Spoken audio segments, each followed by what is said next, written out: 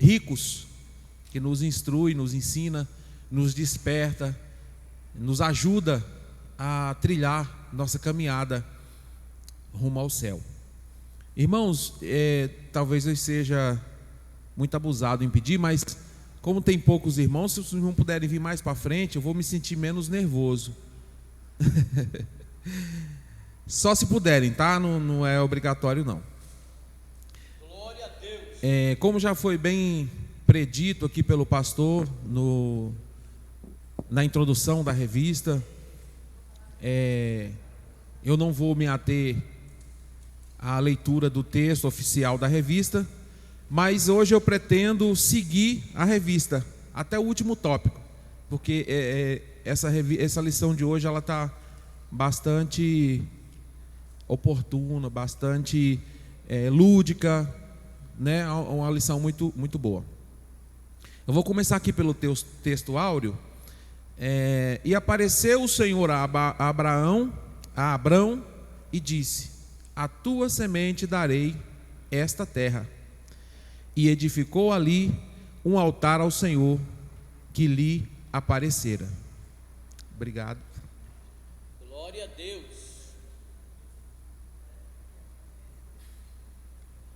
Irmãos, aqui nós vemos já no texto áureo que Deus está se revelando e também está prometendo. E em seguida nós vemos aqui já de imediato uma resposta de Abraão a essa aparição de Deus, a essa revelação de Deus e a essas promessas que Deus está fazendo a ele aqui. Ele responde construindo um altar ao Senhor. Aleluia. E esse padrão, ele não é um padrão aleatório ou um padrão acidental. Primeiro Deus se revela, depois Deus faz promessa. Em seguida, Abraão dá uma resposta em adoração, erguendo um altar, marcando, fixando aquele momento para ficar na história. Por isso estamos aqui hoje, há quantos mil anos depois, falando a respeito desse assunto. Ali foi um marco memorial levantado por Abraão. Irmãos, eu vou combinar um negócio com os irmãos aqui, porque esse negócio confunde muito a gente. Uma hora é Abrão, outra hora é Abraão, né? Mas eu vou falar sempre Abraão, os irmãos vão entender de quem eu estou falando. Amém? Esse texto aqui, irmãos, ele não foi escolhido pelo comentarista aleatoriamente. Ele foi um texto escolhido e foi bem aventurado o comentarista da revista em escolher esse texto. Ele não está apenas narrando um fato histórico, ele está revelando um modelo de relacionamento entre Deus e o homem. A iniciativa, ela sempre parte de Deus. Não é Abraão que encontra Deus, é Deus que aparece para Abraão. É o que está aqui no texto. Isso já elimina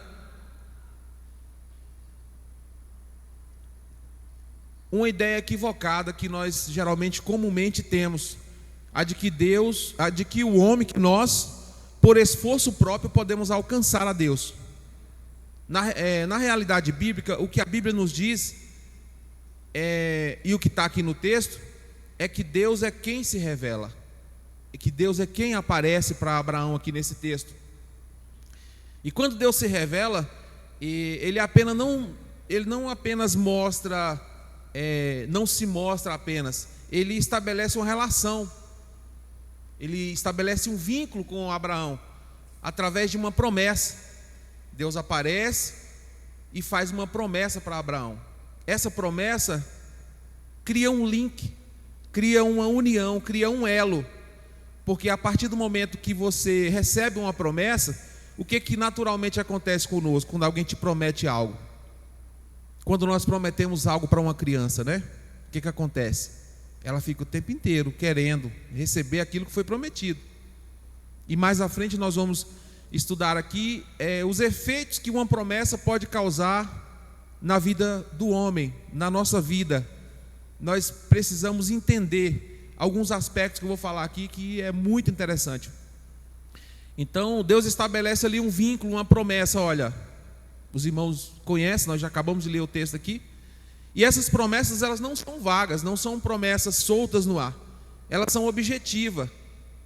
Deus diz aqui para Abraão: a tua semente darei esta terra. Ou seja, Deus está falando de um futuro. Deus está falando de herança, de continuidade, de que essa promessa não morreria com Abraão, que a semente de Abraão continuaria herdando essa promessa. Era uma promessa de longo prazo, não era uma promessa de político, não era uma promessa de homem, era uma promessa divina, era uma promessa eterna, é uma promessa não eterna, mas uma promessa duradoura, que iria se estender pela semente, né? A semente nasce, germina, gera outra semente, e a semente gerada continua o ciclo, continua o processo. Ou seja, é necessário nós entendermos que muitas vezes a promessa depende de nós para ela ter continuidade, para ela continuar gerando os efeitos original. Mas o ponto que mais merece atenção na resposta de Abraão, onde o texto diz que ele edificou um altar, isso significa que ele não tratou aquela experiência como algo comum. Ele registrou aquele encontro com Deus, como eu falei aqui para os irmãos. Aqui existe um princípio que nós precisamos entender com mais amplitude, com mais profundidade.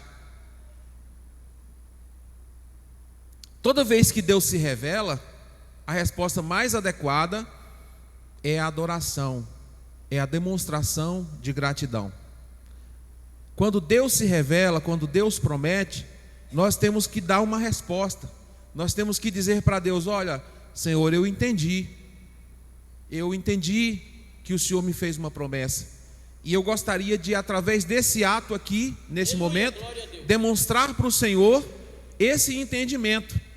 Então, a atitude de Abraão aqui no momento foi edificar um altar. Altar chama a atenção para um local onde nós veneramos Deus, onde nós adoramos a Deus.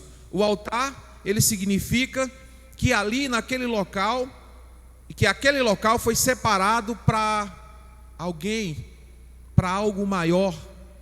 Alguém que passa, alguém que entra na igreja e vê um altar, simbolicamente, quando nós falamos sobre o altar aqui, nós estamos falando de um lugar separado, de um lugar que foi criado com o intuito único de prestar adoração a Deus. E a resposta de Abraão aqui foi assertiva.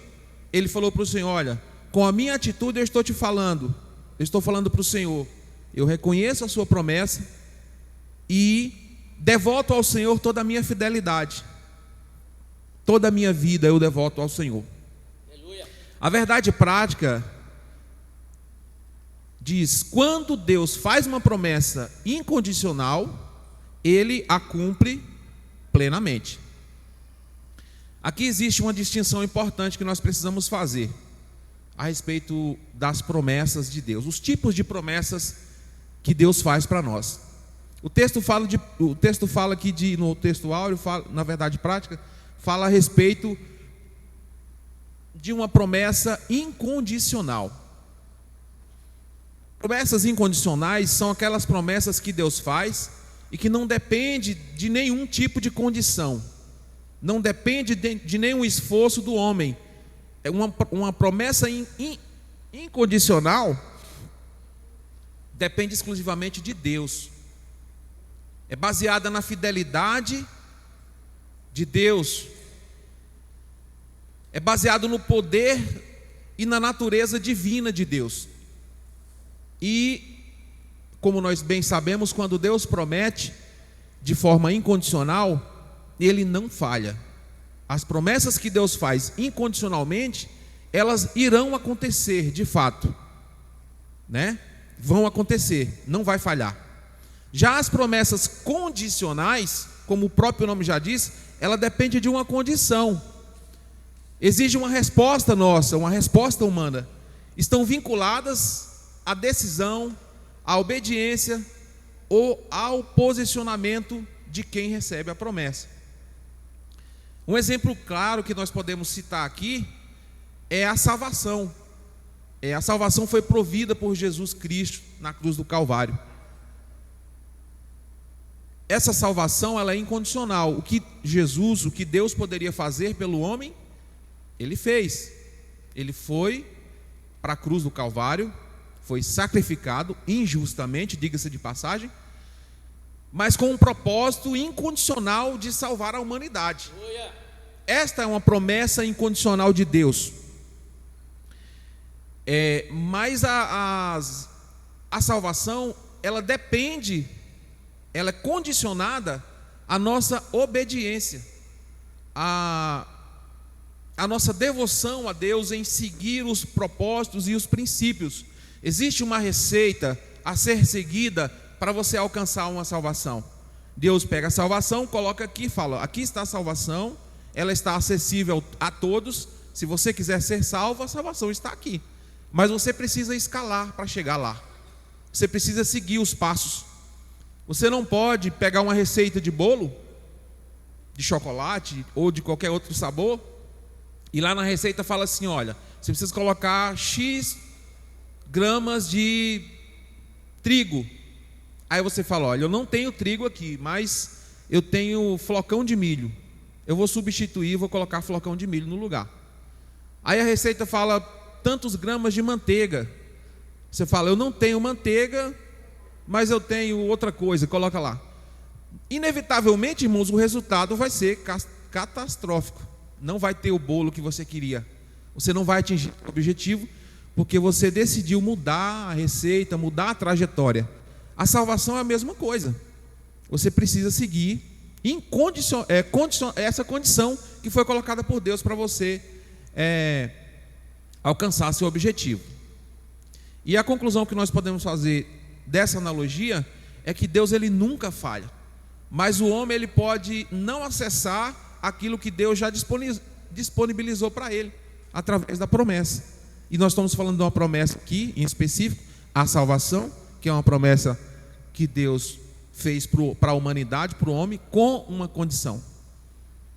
Promessas incondicionais não dependem do comportamento humano, como eu já falei, depende única e exclusivamente de Deus. Então, se Deus prometeu e essa promessa é incondicional, só esperar, ela vai acontecer, não depende de você. Deus pode disponibilizar algo e ainda assim o homem pode não acessar isso que foi disponibilizado por Deus. Por quê? Porque existe uma trajetória, como eu falei aqui, né? O homem precisa trilhar para alcançar a salvação. Ele precisa seguir os caminhos determinados por Deus. E isso precisa ser aplicado de forma prática. Muitas pessoas vivem frustradas, não porque Deus falhou, mas porque não se alinharam, não se colocaram na posição, não colocaram a sua vida numa posição, nas condições necessárias para acessar aquilo que Deus já liberou. A leitura bíblica em classe eu não vou fazer, porque o pastor já fez aqui, mas ao longo da lição eu vou citando alguns versículos aí. Mas o texto que foi escolhido aqui, mais uma vez, eu reitero, foi um texto bastante rico, com muitos detalhes. Uma manhã não seria suficiente para você pegar versículo a versículo e analisar a profundidade que cada um deles tem. Esse texto, ele é essencial para a gente entender a dinâmica dessa lição de hoje.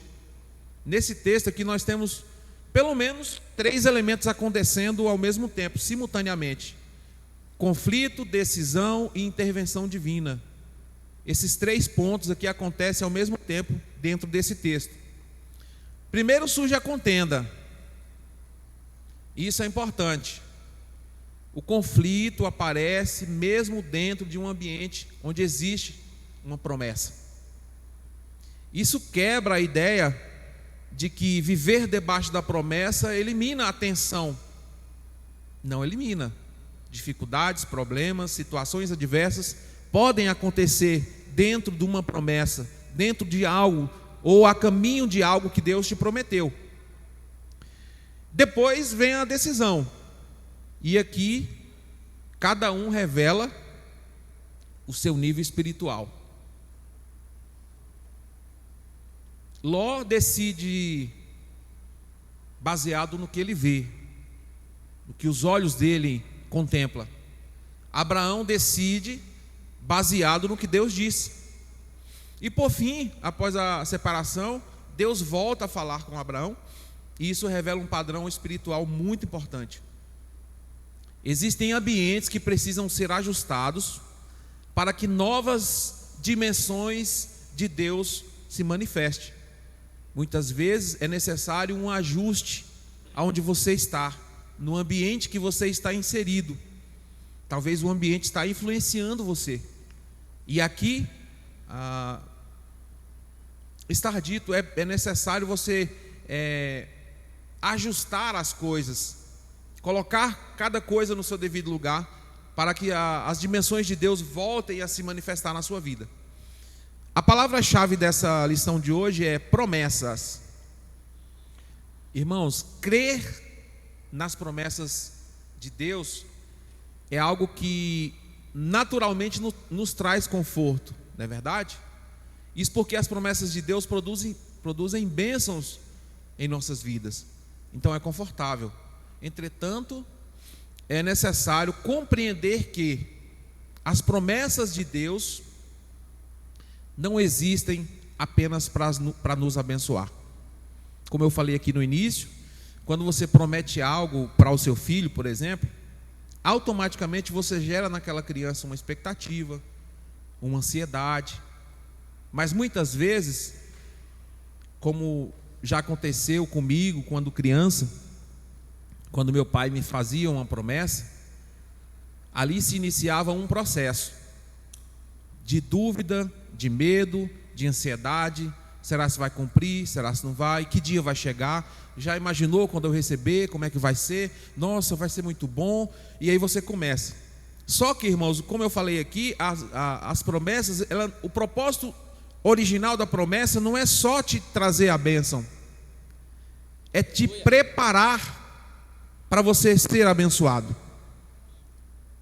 Quando a promessa é condicional, ainda mais, porque depende de você ser abençoado ou não. Então a promessa não é só para te trazer bênção material, espiritual, física, ou qualquer que seja a bênção.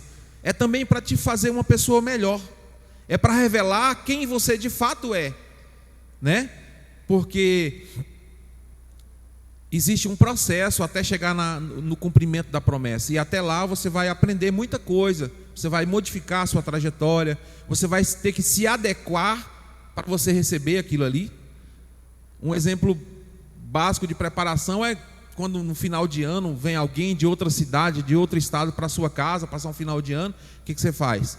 Você prepara a casa, você pinta, você pega as melhores louças para esperar aquela pessoa chegar. A bênção é mais ou menos, a cumprimento da promessa é mais ou menos isso. Você tem que preparar a casa, reformar, pintar, se organizar para receber a promessa de Deus.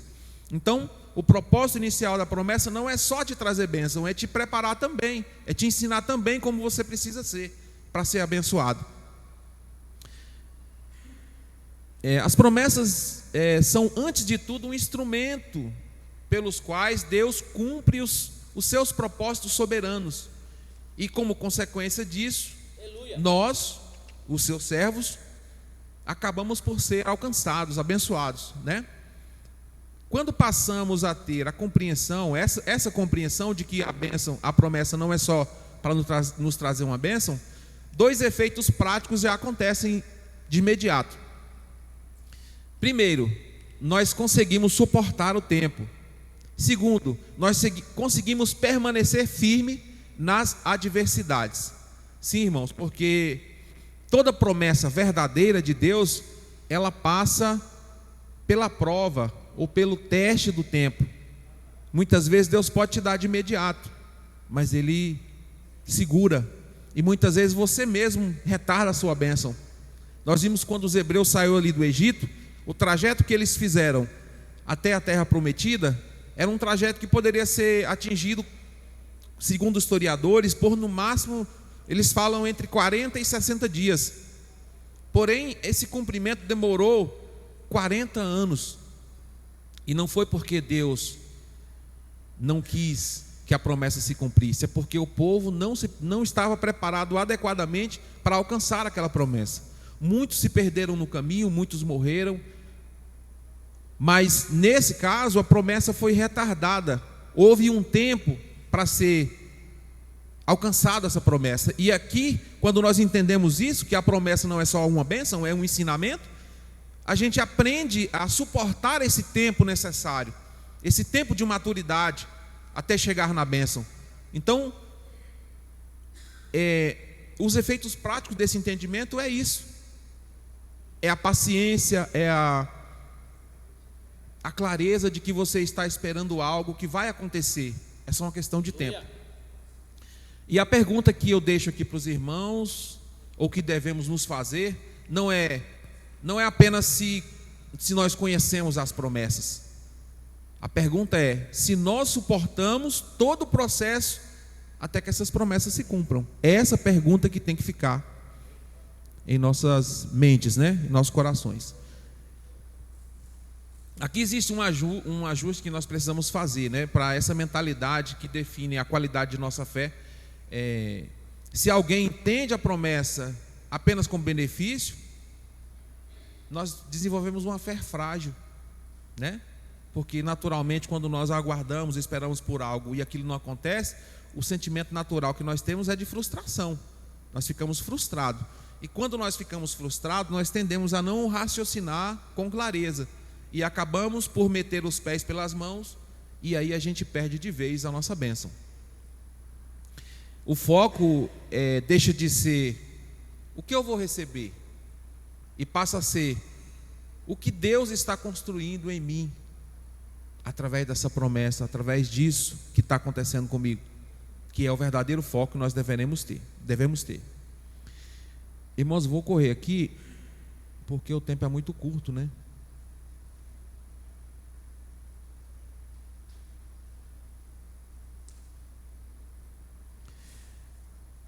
Eu vou trazer para os irmãos aqui um ponto um pouco polêmico, que o pastor até pincelou aqui na introdução. Abraão é considerado na Bíblia, para nós, como um exemplo de fé, né? O pai da fé, como muitos costumam dizer. Mas há um ponto que nós devemos analisar aqui, que eu gostaria de pontuar com os irmãos, é que a fé de Abraão, ela não foi linear. Ela oscilou, ela vacilou em alguns momentos. Aliás, em vários momentos. Eu poderia destacar aqui quando Abraão deixa de permanecer onde Deus havia colocado para ir para o Egito em busca de comida, porque ele não confiou que Deus pudesse prover comida para ele ali onde ele estava.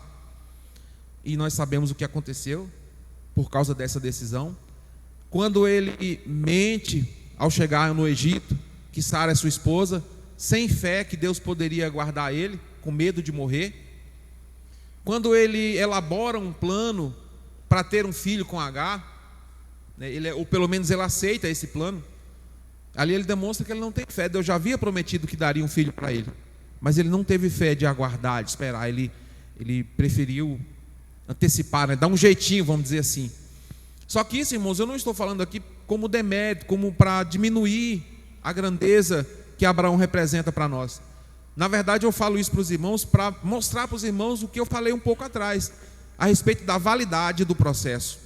Que o processo, o propósito da promessa não é só te abençoar, é fazer você uma pessoa melhor, é revelar de fato o que há em você, quem você realmente de fato é.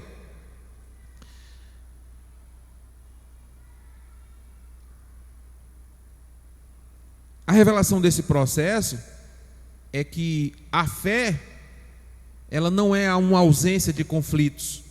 Os conflitos vão continuar existindo. A fé é permanência na direção de Deus, apesar dos conflitos. E existe um erro comum, irmãos, é imaginar que promessa elimina problema. Ah, eu estou vivendo a promessa de Deus, eu não vou ter problema. Você vai ter problema. A realidade bíblica nos mostra o contrário. A promessa ativa processos, ou seja, a partir do momento da promessa, alguns processos começam a se desenrolar. Conflito não cria caráter. Conflito revela o seu caráter. Quando você se depara diante de um conflito, não é ali no conflito que você vai moldar o seu caráter. O conflito ele vai servir para mostrar o seu caráter, né? O conflito ele vem para, como o nome já diz, para te confrontar, para te mostrar quem você de fato é. Porque muitas vezes, irmão, nós não nos conhecemos muitas vezes. E às vezes um conflito ele mostra para nós mesmos quem nós somos. E em muitas situações que os irmãos vivem, você fala assim: meu Deus, eu não sei onde que eu estava com a cabeça, eu não sei por que eu agi daquela forma. Porque se revelou ali, apareceu ali naquele momento uma pessoa que você próprio não conhecia. Então o conflito ele serve para revelar para você, para te mostrar quem você realmente é. E eu deixo uma pergunta aqui para os irmãos: o que sai de dentro de você, o que sai de dentro de nós quando nós somos pressionados? Tem gente que fala: não aguento pressão, se me pressionar é problema. Então fica a pergunta aqui para os irmãos: o que sai de dentro de você? O que aparece?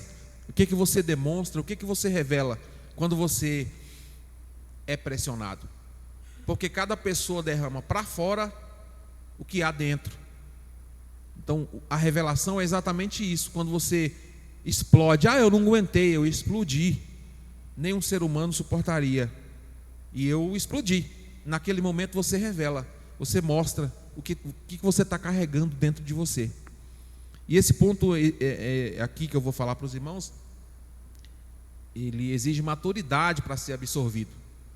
A oscilação de Abraão, ela não é falha, ela é evidência, ela é a revelação de um processo, do que de fato era necessário acontecer, porque Abraão, afinal de contas, era um ser humano. Então, esse processo nos mostra que não existe ninguém perfeito, e que muitas vezes quando nós erramos, nós não precisamos nos prostrar e pensar: está tudo acabado, eu errei, não tem mais jeito. Não. É um momento de você refletir e você pensar: olha, Abraão, que foi um homem exemplo de fé na Bíblia, ele falhou. Não que eu também é justificativo para que eu falhe também, mas se eu falhar, eu posso erguer minha cabeça, me levantar e dar continuidade dali, daquele ponto que eu errei, para frente. Porque, irmãos, outra coisa interessante que eu queria falar para os irmãos aqui, rapidinho, enquanto tudo está favorável, qualquer pessoa parece equilibrada, não é verdade, irmãos? Quando tudo está bem, quando tudo está maravilhoso, não há por que você não ser uma pessoa estável, uma pessoa equilibrada. Mas é na pressão, é no momento de pressão que se revela o orgulho, a insegurança, a dependência de Deus, ou a autossuficiência. Então a pressão não é quando está tudo bem, é quando está tudo mal e a pressão vem sobre você, é que você vai se revelar. Então o conflito deixa de ser apenas um problema para ser um instrumento ou um diagnóstico espiritual. Ele mostra com precisão o que ainda o que precisa ser tratado em nós. Amém? Irmão, aí tem um ponto importante, uma promessa que está aí no Novo Testamento, quando Jesus diz assim: em verdade vos digo, quem ouve a minha palavra, crê naquele que me enviou, tem a vida eterna. Olhando nesse ponto aí que o irmão explicou de Abraão, sobre as promessas que Deus, quando Deus faz as promessas para ele, ele vai olhando, ele crê nas promessas. Deus chama ele, a atenção dele, sai do meio dessa parentela e faz ali 6 promessas para ele, ele crê na promessa, assim também como foi prometido lá para nossos primeiros pais quando pecou. Aqui o ponto da gente entender, hoje a gente observa muitas igrejas, ela acha que a salvação é algo que você tem que estar fazendo direto. Você vai fazer algo para que você mereça a salvação. Quando eu me esforço para fazer isso, eu termino fazendo tudo errado, que eu não dou conta. Esse ponto de Abraão, ele mentiu ali, ele disse que podia correr risco de morrer, né? Os egípcios quererem matar ele. Quando a gente olha para esse ponto, a gente vê que o que Jesus diz lá em João 5:24 é nós crer em Jesus. Por outro ponto, o apóstolo Paulo diz assim: ó, é aquele que apostatar da fé, esse perde a salvação. Então a gente vê aí dois pontos que o homem perde a salvação diante das promessas de Deus. Primeiro é se ele apostata da fé, e segundo é a blasfêmia contra o Espírito Santo. Fora disso, basta nós só crer no Senhor Jesus. E claro que nós temos que obedecer, nós tendo a obediência à palavra de Deus e crendo, então nós continuamos dentro desse propósito de Deus. Amém. É importante o versículo que o irmão trouxe aí, porque quando o versículo diz, a palavra diz que você crê, nós entendemos apenas o crer, mas não somente crer, mas você demonstrar frutos da sua crença. Porque uma pessoa que crê, existe um padrão que é adotado por você ao crer em algo. Você não pode dizer que crê quando você produz frutos que não corrobora a sua fala de eu creio. Se eu creio, eu tenho um padrão que eu sigo que corrobora o que eu falo, né? Não é aquela história de faça o que eu falo, mas não faça o que eu faço. Se eu falo, eu tenho que cumprir o que eu falo. Obrigado pela oportunidade.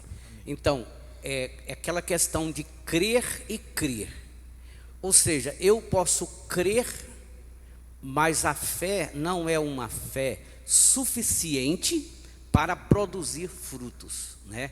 Então, é por isso que a gente, inclusive nesses dias atuais, a gente tem que tomar muito cuidado para não deixar a fé ir se tornando uma fé comum, né? Porque essa fé, ela é diferenciada, tanto é que ela não pode ser nenhuma fé religiosa, porque a religião ela sempre vai puxar pela intelectualidade do homem, e nenhuma fé comum, que é aquela fé que todo mundo tem. Tem que ser uma fé que realmente ela é produzida através de ouvir a palavra do Senhor. Deus abençoe. Amém, glórias a Deus.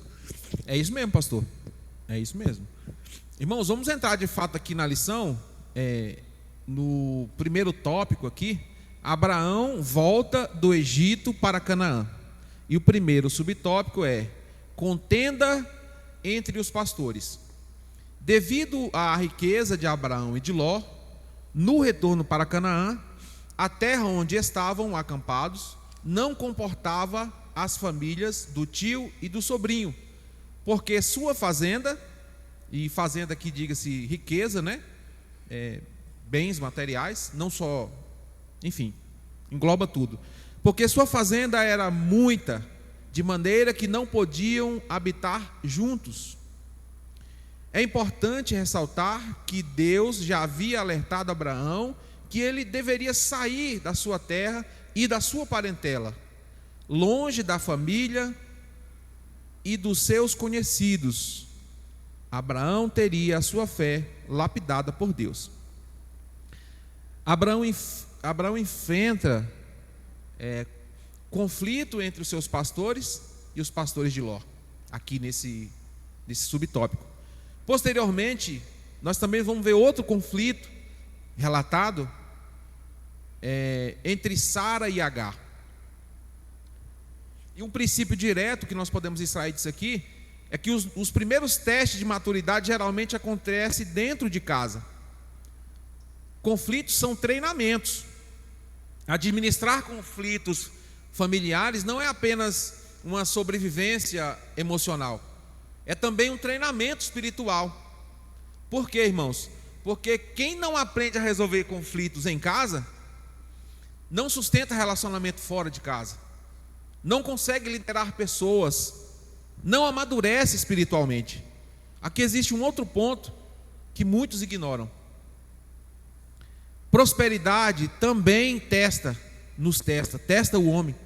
Porque é normal a gente falar, a gente ouvir alguém falando que sobre a prova na escassez, né? Eu estou passando por uma prova, as portas estão fechadas.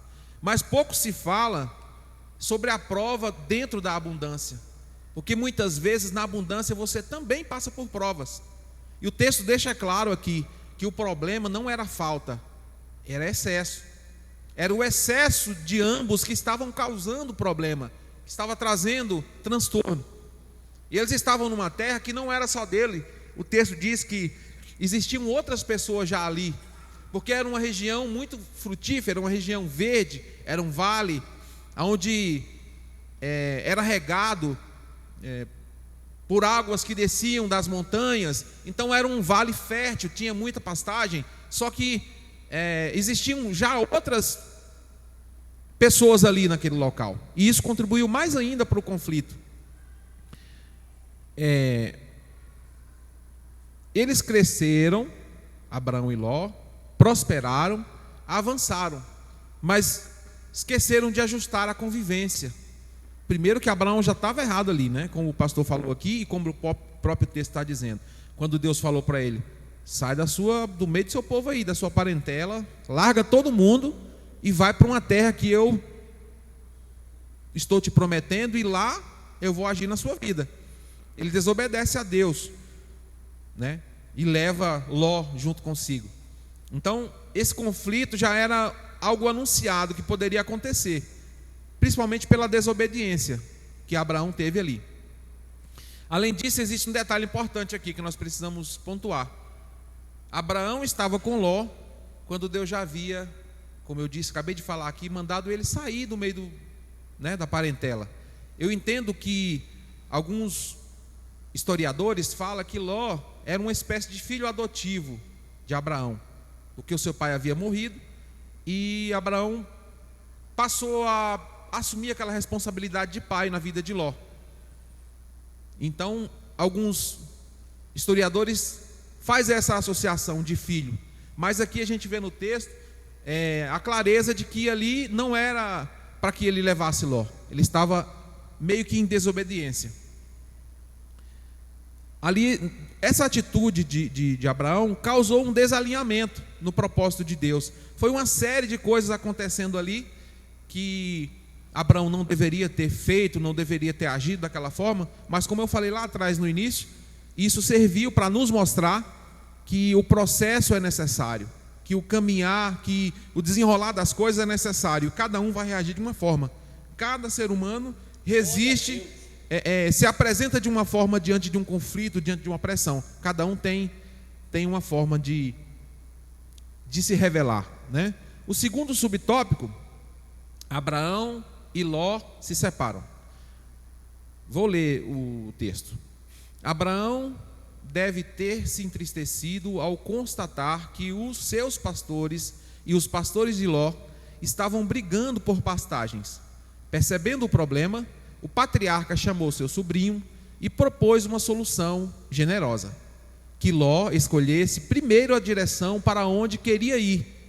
Se ele optasse pela esquerda, Abraão seguiria para a direita, e se escolhesse a direita, ele tomaria o caminho oposto.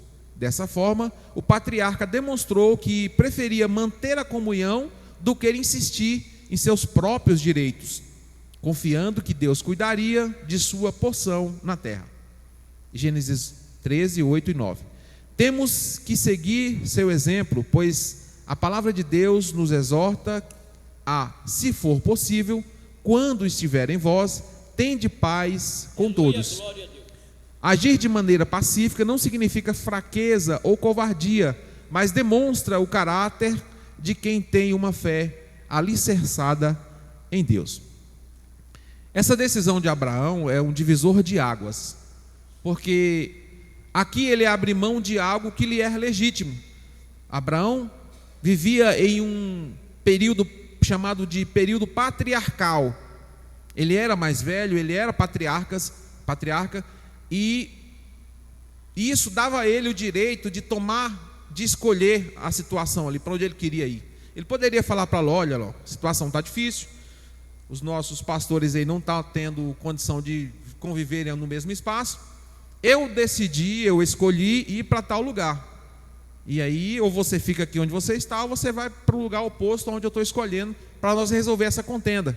Mas aqui ele prefere obedecer a Deus do que fazer valer o direito que que constava a ele, que era destinado a ele, que ele tinha essa prerrogativa, né? Ele tinha o direito de escolher primeiro, e isso não seria injusto, mas ele decide não operar baseado no seu direito, e sim baseado na confiança em Deus. Aqui nos demonstra claramente que Abraão já estava resignado depois de ter retornado do Egito. Ele já demonstra aqui a confiança em Deus.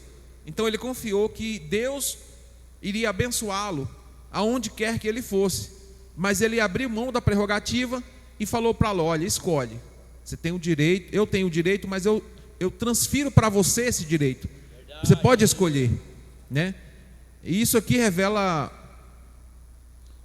um nível muito alto de fé da parte de Abraão, porque a fé madura, ela não se apega no que é justo, né?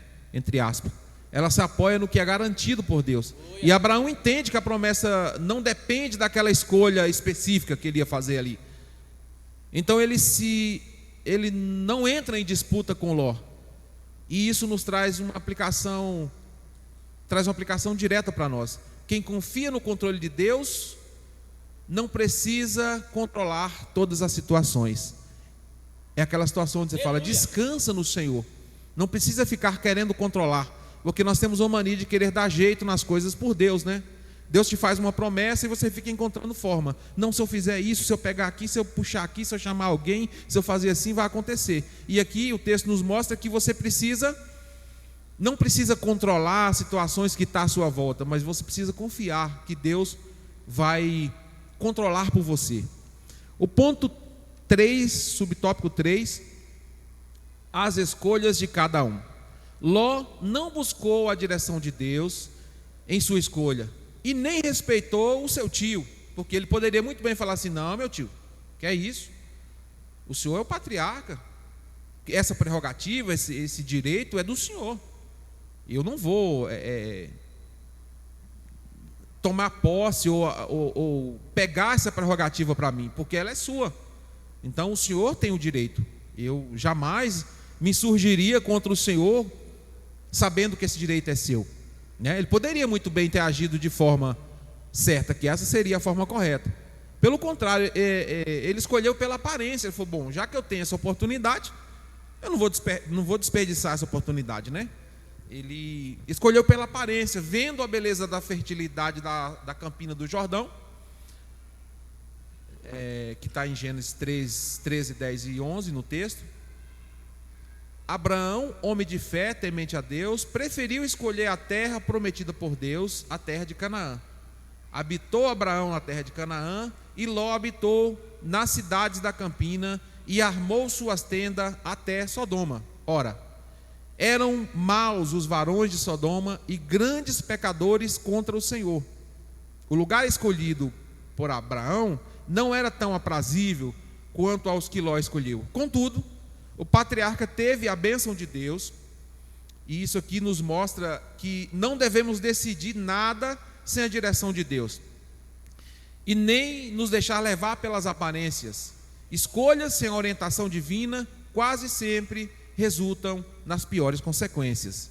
Aqui nós temos dois modelos de decisão completamente diferentes. Ló decide pelo que vê. Ele olha a aparência de algo que é muito bom, de algo que é muito bonito.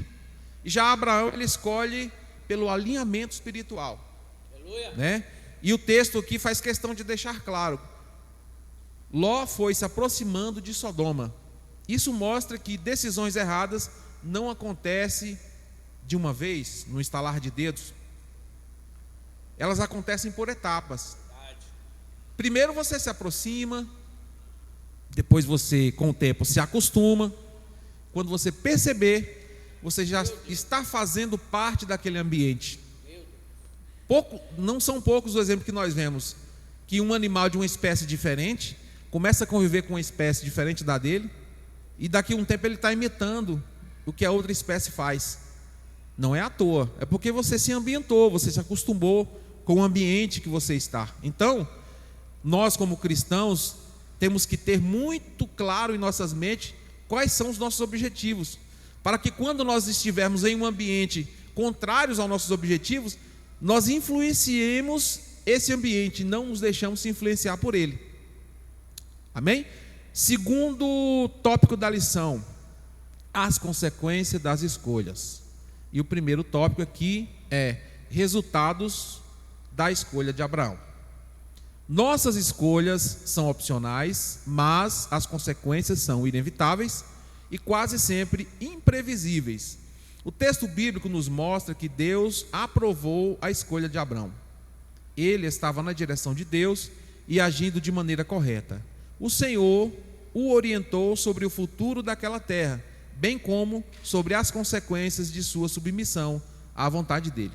Em breve, Abraão iria colher os frutos de suas escolhas, porque tudo que o homem semear, isto ceifará. Está em Gálatas 6 e 7. Aqui entra um princípio de causalidade espiritual que não falha. A liberdade de escolha não elimina a responsabilidade do resultado do que você escolher. E mais, muitas vezes a consequência ela não é imediata. E isso engana muita gente. Porque a pessoa toma uma decisão errada, não vê o impacto de imediato e acha que está tudo certo, né? Acha que está tudo ok. Mas a colheita tem um tempo para acontecer. E no caso de Abraão, ele semeia a confiança.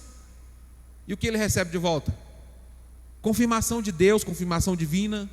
Deus reafirma a promessa, como nós vimos aqui no texto, né? Isso mostra que a decisão alinhada com Deus gera uma estabilidade a longo prazo, né? Logo depois que ele se separa de Ló, Deus fala para ele: olha para a direita, para a esquerda, para o oriente, para o ocidente, percorre a distância, a largura da terra, toda essa terra eu te darei.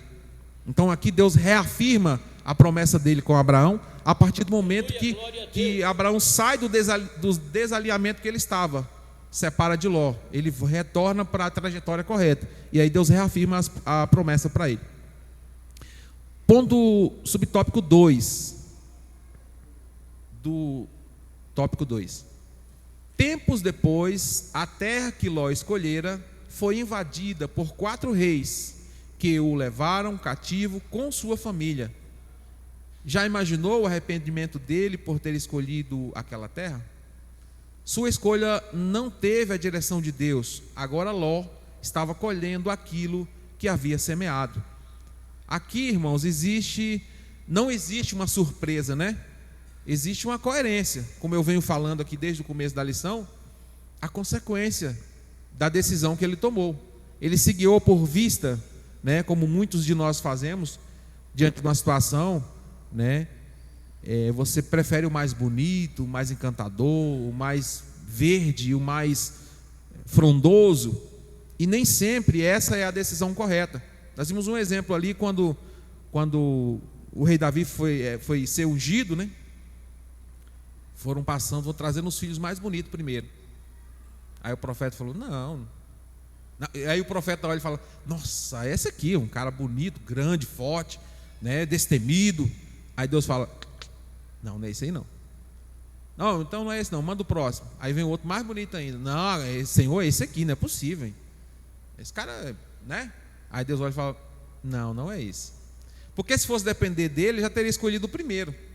Aí Deus vai exortando ele, ensinando. Daqui a pouco chega o mais fraquinho, o raquítico, né? Fedido, suado, desgastado pelo tempo, estava nas campinas cuidando das ovelhas. Aí Deus fala: é esse aí.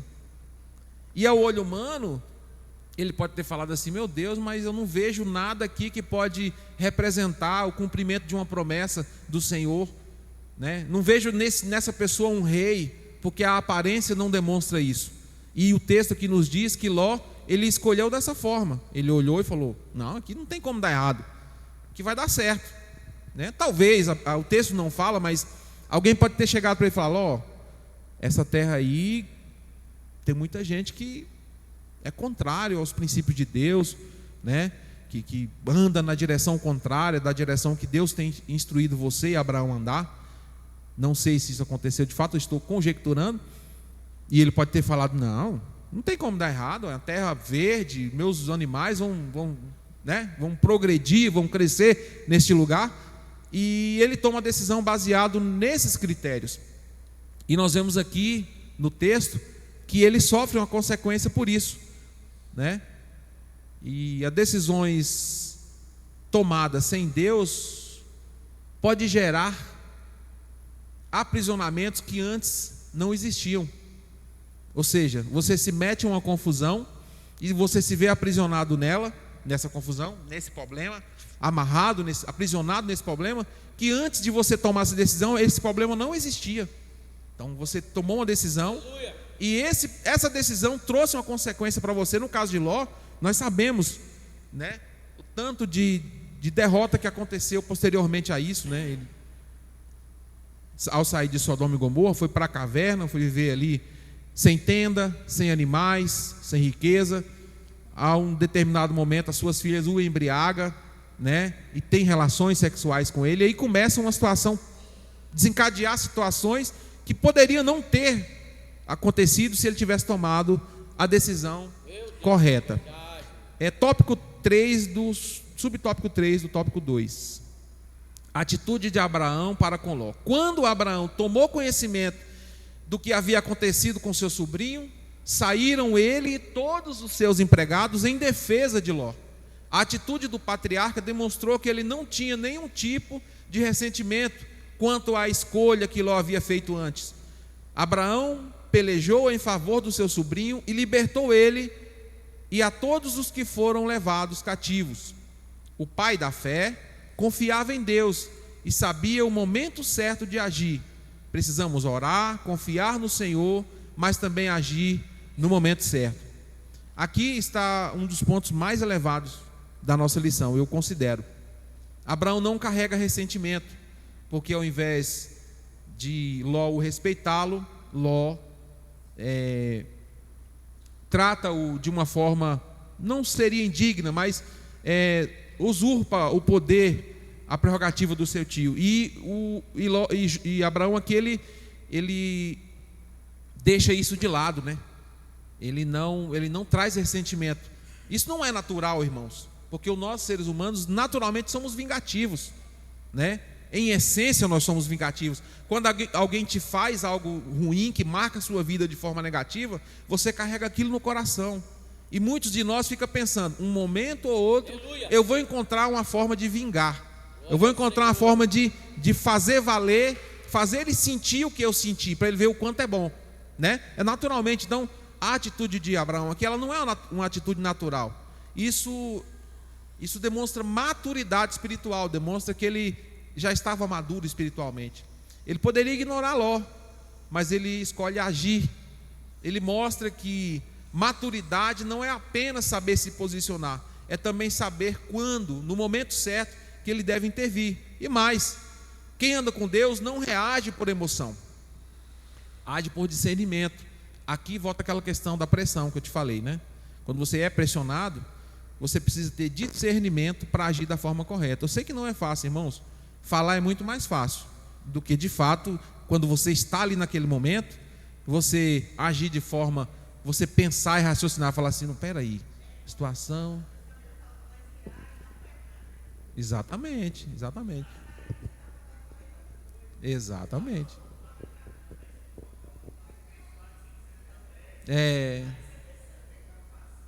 Exatamente. É aí onde você se revela para Deus.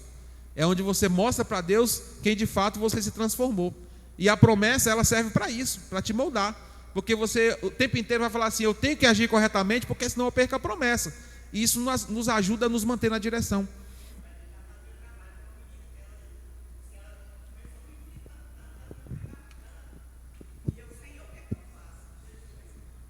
Eu falei, Jesus, o que eu faço?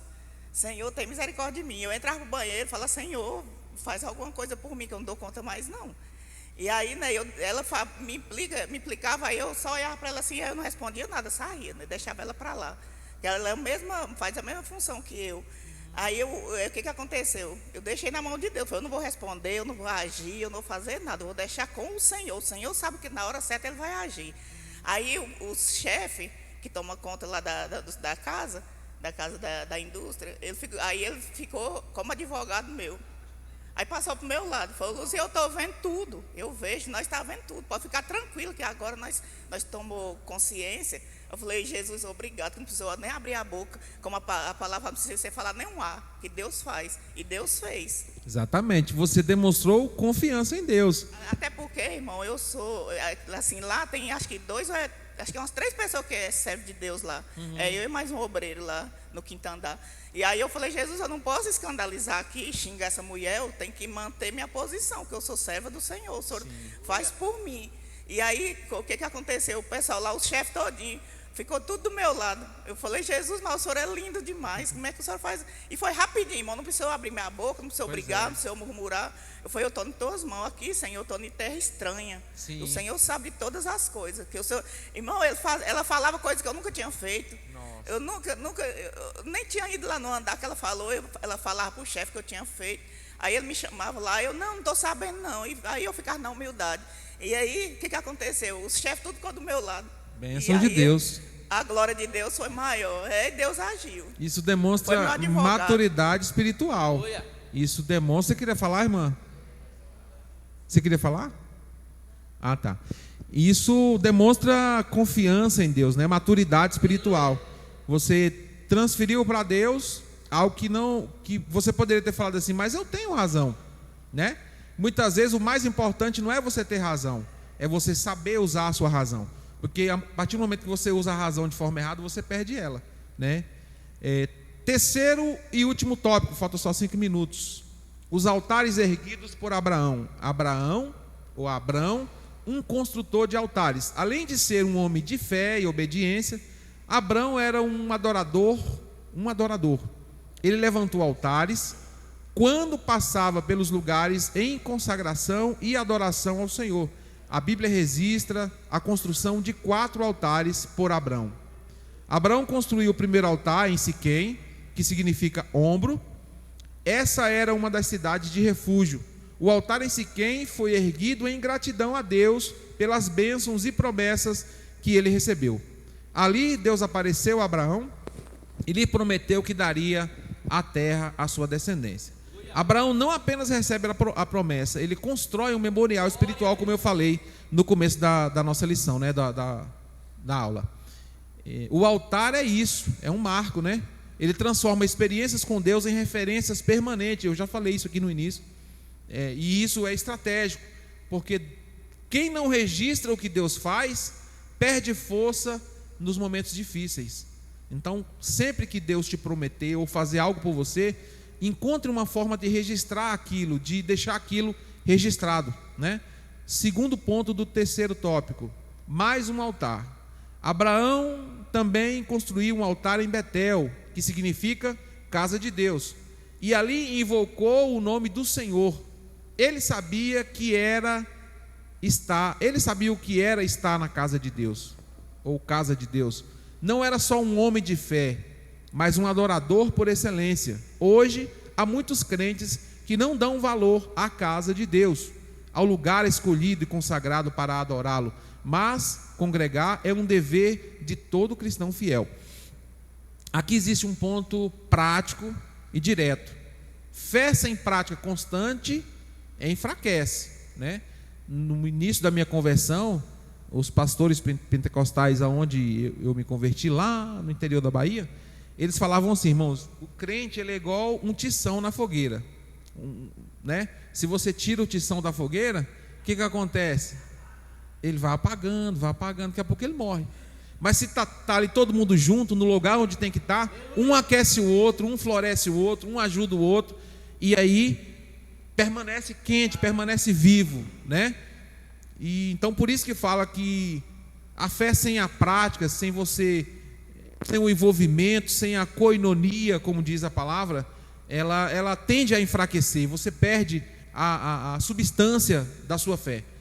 Abraão mantém um padrão, ele não busca a Deus apenas em momentos críticos, que é o que a maioria dos seres humanos fazem, né?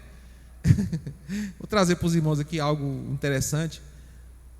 Uma pessoa tinha um comércio ali e ela não é cristã, e enquanto estava indo tudo bem, o comércio, tudo certo, começou a passar por dificuldade. Aí ele começou a botar hinos de louvores a Deus assim que abria a loja. louvorzão tocando na alta. Ou seja, quando o trem aperta para o seu lado, você corre para Deus. Você vai adorar a Deus, você vai acordar de madrugada, você vai fazer campanha, você vai jejuar, você vai orar, porque você quer algo de Deus. Mas quando Deus te dá o que você precisa, aí pronto, já alcançou o que você queria, e você esfria. Então, Abraão nos demonstra aqui que ele buscava a Deus não só apenas nos momentos críticos, mas ele buscava a Deus constantemente. Ele estabelece um vínculo de convivência, de comunhão com Deus de forma constante. E isso é o que sustenta a nossa fé a longo prazo. Porque nós servimos a Deus, irmãos, não porque Ele pode nos oferecer alguma coisa, mas porque nós reconhecemos que nós dependemos dEle para sobreviver, que sem Ele nós não somos nada.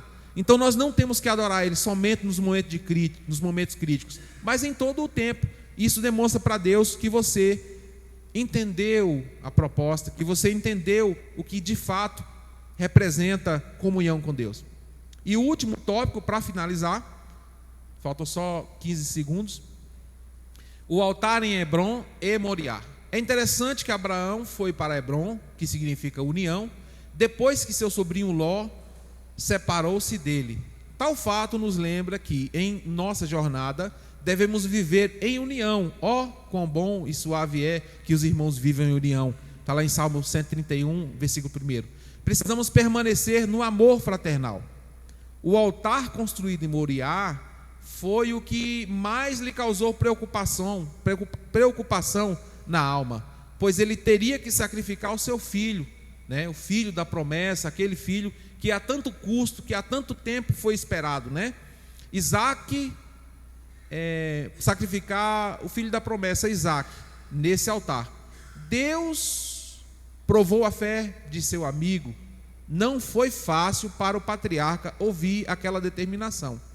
Aqui eu queria falar para os irmãos o seguinte, que aqui foi um teste de Deus para ver se Abraão amava a promessa ou se Abraão amava mais a promessa do que ele amava o dono da promessa. Porque Isaac era a promessa, mas Deus era o dono da promessa. Então Deus fala: vem cá, eu quero ver se você ama mais a promessa ou se você ama a mim, que sou o pai da promessa, né? E Abraão aqui, ele não decepciona. Imagina o coração do pai quando o filho perguntou: meu pai? E ele disse: eis-me aqui, meu filho. E ele disse: eis aqui o fogo, a lenha, mas onde está o cordeiro para o holocausto? E a resposta do patriarca demonstrou toda a sua confiança em Deus. Ele afirmou: Deus proverá para si o cordeiro para o holocausto, meu filho. Tal acontecimento não foi uma encenação, foi uma prova real que Deus revelou a obediência e a fé do patriarca. Ali, Abraão tinha diante de Isaac, um inocente, edificou um altar, chamou seu filho e arrumou o filho sobre a lenha. Isaac poderia ter protestado, mas submeteu-se a resignadamente demonstrar sua confiança no Deus de seu pai. E certamente certamente também o seu Deus. Depois de provado, o anjo mostrou a Abraão um cordeiro para o sacrifício. Aqui a fé chega ao nível máximo, porque agora Deus ele não está pedindo algo externo de fora, né? Está pedindo aquilo que representa a própria promessa, porque Abraão era a promessa realizada, a promessa concretizada. E isso é profundo, irmãos. Deus testa se Abraão realmente de fato está alinhado, com o coração de fato alinhado com Deus, né? Quando ele diz aqui, a resposta de Abraão aqui demonstra isso, quando ele diz para o filho: meu filho, Deus proverá, porque ele confiava que alguma coisa aconteceria, né? Isso não é um otimismo, é convicção. E no final Deus intervém, porque toda prova tem um limite definido por Deus. Tem irmãos que falam assim: eu já não aguento mais essa prova, Deus está me castigando demais, né? Já fugiu as minhas forças, eu não consigo mais. Mas tem um provérbio popular que diz assim: Deus não dá o frio, Deus só dá o frio conforme o cobertor. Ou seja, existe um limite de provação de Deus, e Deus sabe qual é o seu limite, né? Deus define isso. Para concluir aqui, irmãos, A trajetória de Abraão, ela mostra que a promessa não elimina o processo, como eu falei, mostra que decisões detêm destinos e mostra que fé verdadeira não está só em começar, está em permanecer na decisão. Deus continua se revelando, Deus continua prometendo, mas a questão central aqui permanece: quem tem estrutura para sustentar o que Deus te prometeu? Porque a promessa, ela pode acontecer se você amadurecer, crescer, melhorar, mudar, evoluir e chegar no ponto que você estará apto a receber aquilo que Deus te prometeu. Isso pode ser rápido ou pode demorar mais tempo, depende também de você. Falando aqui de promessas condicional, né? As incondicionais a gente sabe que não depende de nós, mas quando Deus faz para você uma promessa condicional, vai depender de você fazer com que essa promessa se cumpra rapidamente ou demore para se cumprir. Se adeque, se alinhe, se coloque na posição que a promessa vai se cumprir. Amém, irmãos? Que Deus abençoe. Vai desculpando aí o meu jeito, a minha forma, né? Se eu falei alguma coisa aí que os irmãos